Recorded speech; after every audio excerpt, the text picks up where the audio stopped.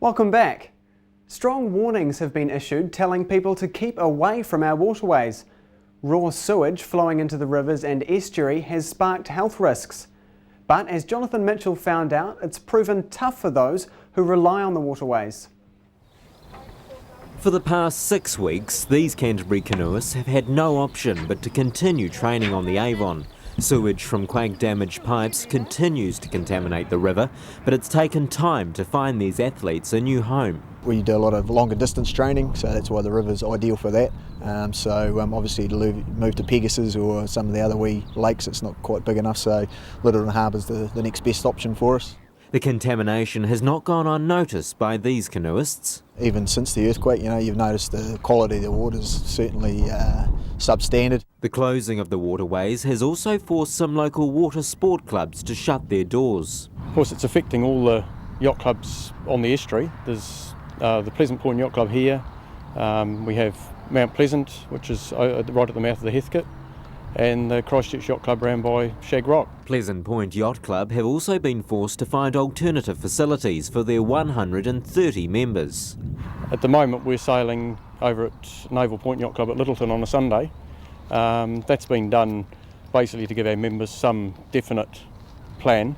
Definite plans will take time, as the council say it's too difficult to estimate how long it will take to remove sewage from the rivers. And until then, this poses serious health risks. We know that human sewage is in the river. There's a really high risk of there being viruses and bacteria and other pathogens that can cause some pretty severe illnesses. And it's not just the Avon. Environment Canterbury continues to monitor most areas around the coast.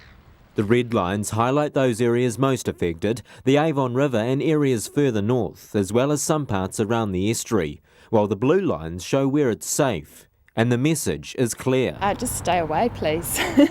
It's a risk to your health. So for Canterbury water lovers, it appears the rivers could be off limits for some time to come. Jonathan Mitchell, Metro News. To other news now, and there's more than meets the eye at Christchurch Cathedral's latest art show.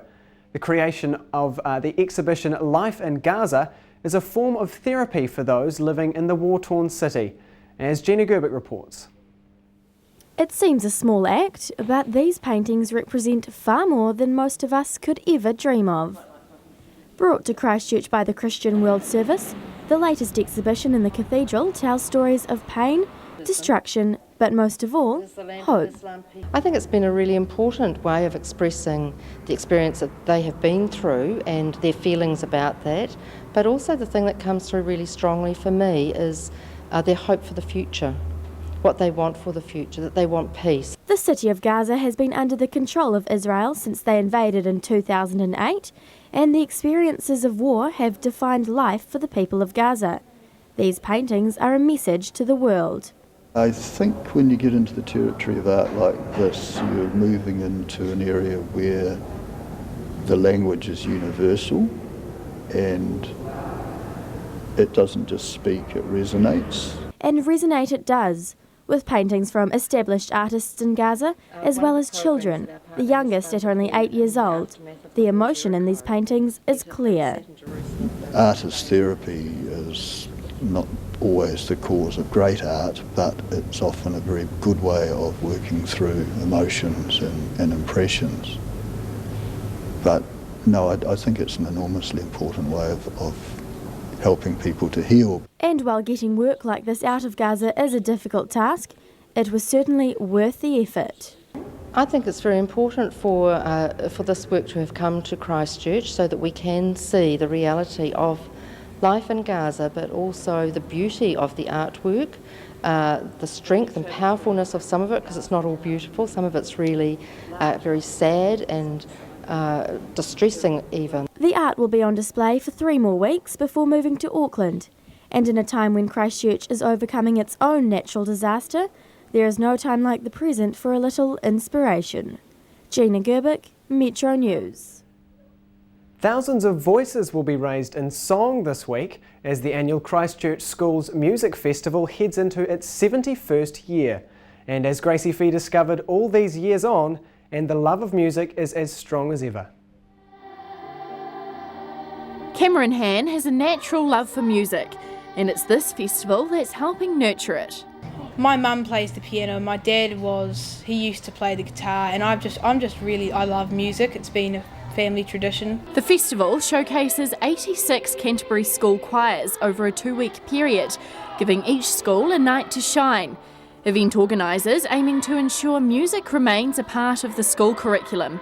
Sadly, there's not as much music emphasis in schools nowadays, because once upon a time music used to be a very important part of the New Zealand curriculum. And there's competition to reach the top.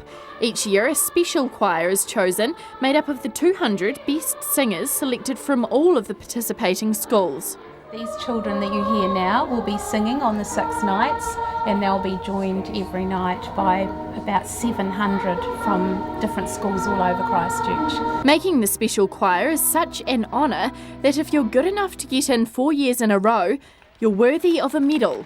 It's really good, makes you feel like you've achieved something really big, and it makes you feel special. 71 years on, and it's the passion that keeps the festival going. I think, sometimes people say children nowadays, they're different from what they used to be, but in actual fact, I think the enthusiasm of children and the joy of children and making music is actually something that's still as strong as ever. And the talent just keeps improving. You have to say, this is the standard that we're aspiring to. And so for that reason, many musicians that have gone on and done great things like Hayley Westenra and Ben Morrison have all come through the festival. I'm not saying we actually made them great musicians, but I think we've actually added some dimension to their growth and their development. The festival will run until next Thursday, and who knows, one of these little faces could become the next big thing. Gracie Fee, Metro News. Coming up after the break, Canterbury's rising cricket star and the dilemma facing this play centre.